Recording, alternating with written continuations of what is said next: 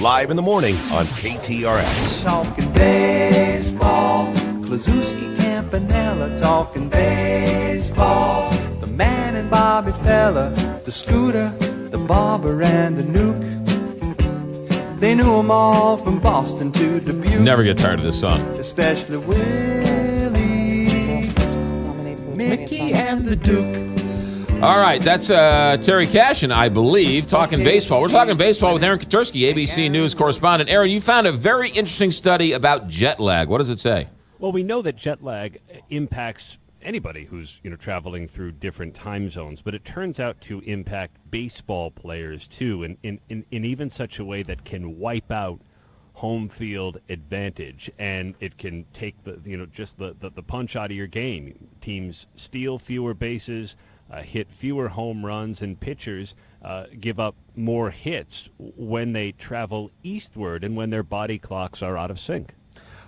Who did the study, and how long was this study conducted for? This is a study of our circadian clocks, and it was done out of Northwestern University, and it was examining the effect of jet lag, and over different time zones, and measuring the effects on Major League Baseball players, and it really took a look at potential differences in home and away performance, and the difference in offensive performance could be explained, these researchers say, by a single measure, home runs allowed. Just look at the home runs, and you can understand the effects of jet lag.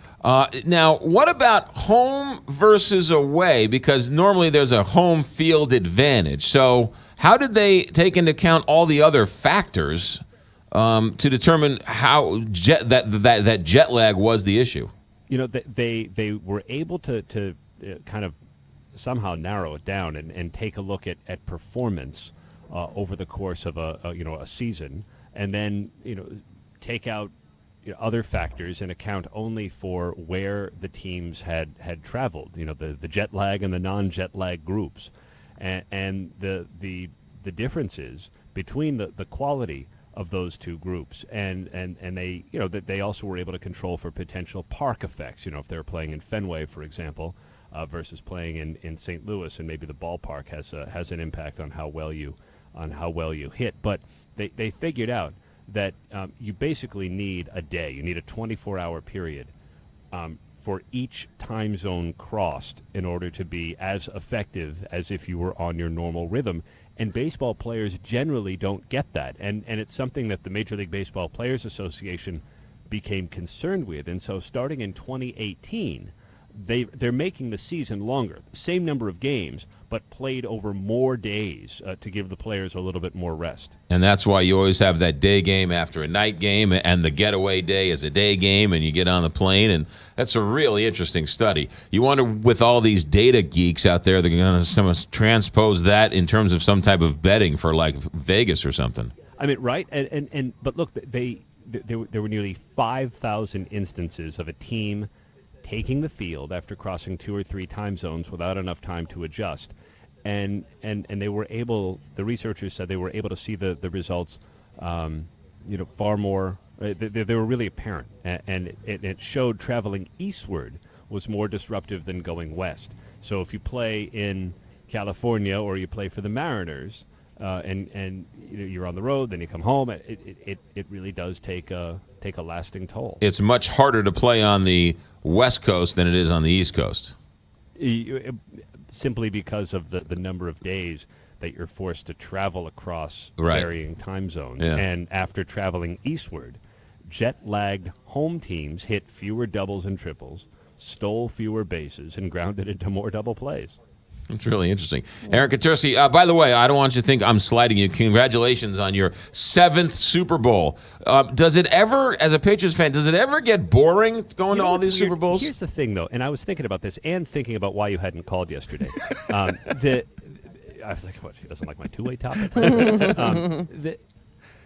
I grew up, I haven't lived in Boston in quite a long time. So when I was growing up and when Steve Grogan was the quarterback, Yes. and the only Super Bowl experience was when we got trounced by, Jim McMahon and, William the Refrigerator Perry by the Chicago Bears in '85. That was sort of my Patriots heyday. And so this whole like winning notion thing that we have going on is like a recent phenomenon. So while I feel happy, I also feel oddly detached.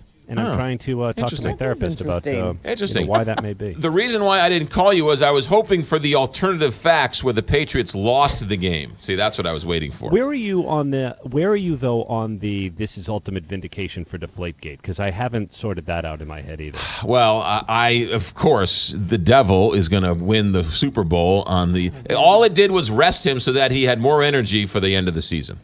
All it did was help him. That's where you're coming down? Yeah, that's where I'm coming down. So ultimately, Deflategate was better for the Patriots. So you going to the game? No, I'm not going to the game. I'm not watching the game. Not if the Devil's playing. I'm not going to watch. I'll watch I'll watch the commercials. I'll come watch the commercial. But you get a snack during the game. Nice. Aaron Katursky, thanks, man.